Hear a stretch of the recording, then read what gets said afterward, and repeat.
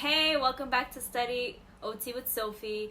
I am so thankful for everyone that subscribed recently to my YouTube channel, liked, and shared with others. I hope you're enjoying all the videos I'm making because this I'm truly doing from the bottom of my heart to help other students and therapists gain knowledge that they need for the field and, things that they might have forgotten. This is awesome, and thank you so much, you guys. It really means a lot to me. This week's topic is on schizophrenia. Schizophrenia may be an easy topic to some or challenging to others. Let's go through it. What are some important things that we need to know about cognitive impairment? As you see in the picture, there's a missing puzzle. What may happen with someone who has schizophrenia is cognitive impairments such as having problems with attention, memory, and executive functioning, such as initiating or preparing something for an activity or following through with an activity. Sometimes they get stuck doing a specific task, so you need to give them simple and concrete activities. Memory, long-term memory, and working memory impaired. So what you usually do is give them activities that helps them remember things, such as daily planners, organizers, and calendars to help them follow through with the memory. Lastly, executive function intervention used for concrete feedback along with reassurance and ability to perform the task. Here are some positive symptoms that we see in people with schizophrenia. They usually have excessive distortions of normal function. Delusions means bizarre thoughts, such as someone feeling like they are being watched by the FBI and they decide not to leave their house because they're afraid they're going to be arrested or taken in for questions for knowing that aliens exist or having some information that the FBI may need, but in reality, it's not true. Hallucination, we know that it affects all five senses, such as auditory, when someone tells them to go outside and do some task. Seeing dog turn its head when in reality that dog is not even turning its head in like a 360 rotational movement. Feeling like bugs are running on their skin or body when in reality there's no bugs. Grossly disorganized thoughts, disorganized speech and thinking, as well as catatonic behavior, which is an abnormal motor behavior. I have our lovely patient Bart. I will show you a video in the next slide of Bart going through a positive symptom, and I want you to think about what the symptom is. Gotta get it done. Bart, honey? Gotta finish. Close the door. You're probably wondering about the coat hangers. They're to block the satellite that's been spying on me. Okay. It can read your electronic organizer from space. Even mine? Hey, I had Lenny's name on that! They have it now. And who are they, exactly? Who else? Major League Baseball.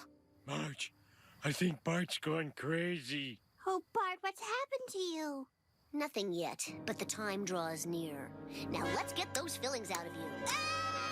You saw the video, which I obtained from YouTube and decided to put it here for educational purposes and nothing more. What are your thoughts on what Bart Simpson is going through? Do you think he's having a hallucination or delusion? Let me know what your thoughts are. So based on the video, Bart had to place the coat hangers to protect himself from the satellite that's spying on him. So he's going through a delusional stage. Now, what are some things that you would do for someone who has delusions, like Bart?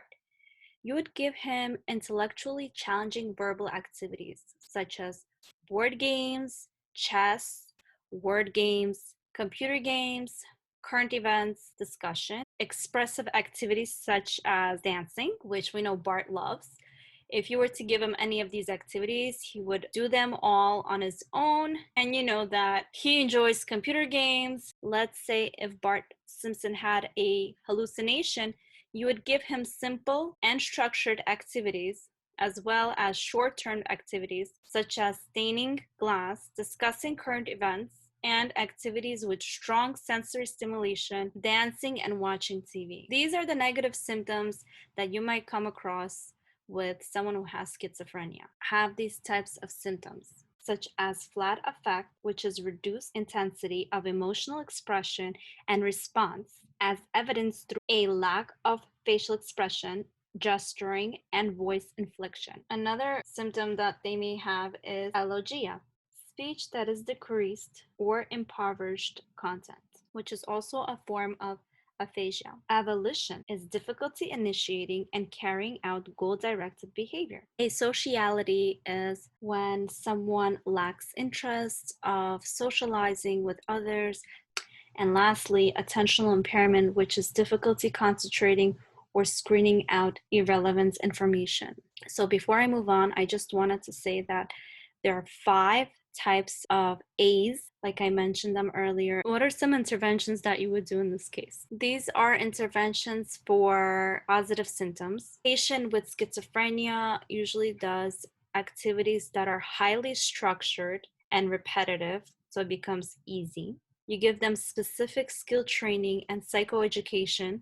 Lastly, here are the general interventions, such as illness management and recovery, which is done in a group or individual program that helps people with serious mental illness set personal goals, live healthier lives, and understand and manage their symptoms. Then there's assertive community treatment, which is a form of intensive case management that provides supports and skills training in the individual's natural environment. Next is family psychoeducation. We like to do that so it helps the family and the consumer be provided with information about mental illness and teach interaction skills that reduce stress within the family.